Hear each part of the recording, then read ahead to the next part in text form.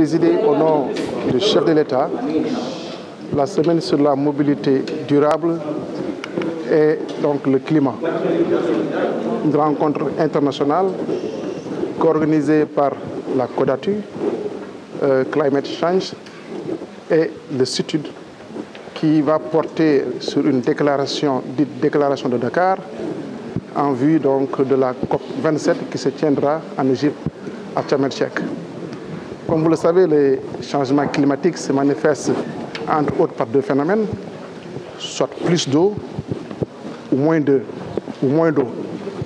Aujourd'hui, donc, les experts réunis au niveau de Dakar, environ 1500 acteurs, vont se pencher donc, sur les actions à mener, surtout en partie donc, dans le cadre de la mobilité, pour apporter des réponses en vue d'atténuer donc, ces phénomènes.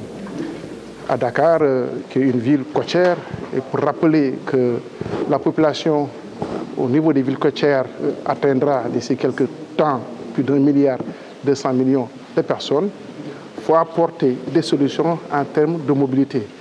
Et le chef de l'État, Macky Sall, en a fait une priorité au Sénégal en développant les transports de masse à travers le TER, mais aussi à travers le BRT, qui sont des transports, disons, écologiques, puisque électriques, contribuant à la réduction donc au gaz à effet de serre.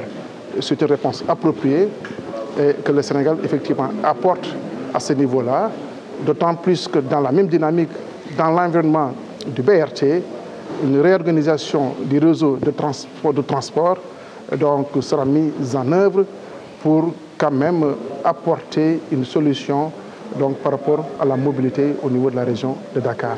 Donc c'est une rencontre importante, comme cela se fait présentement au niveau du Sénégal. Et le TER qui va jusqu'à Diamniadio, une troisième phase sera réalisée pour aller à Thiès et à Mbour. En favorisant le système de transport de masse, naturellement, on va contribuer à la réduction effectivement de la production, ce qu'on appelle le décarbonage en réalité. Et c'est dans cette dynamique que, en tout cas, que l'État du Sénégal s'oriente et invitera les autres capitales à aller dans ce sens. Le BRT, vous l'avez tous constaté, les travaux avancent à grands pas au niveau donc, de son tracé.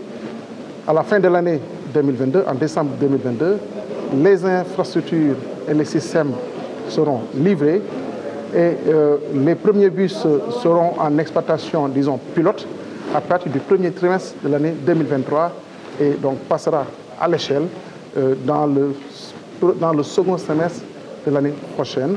Donc, elle sera à disposition pour les populations de Dakar sur 18 km de trajet.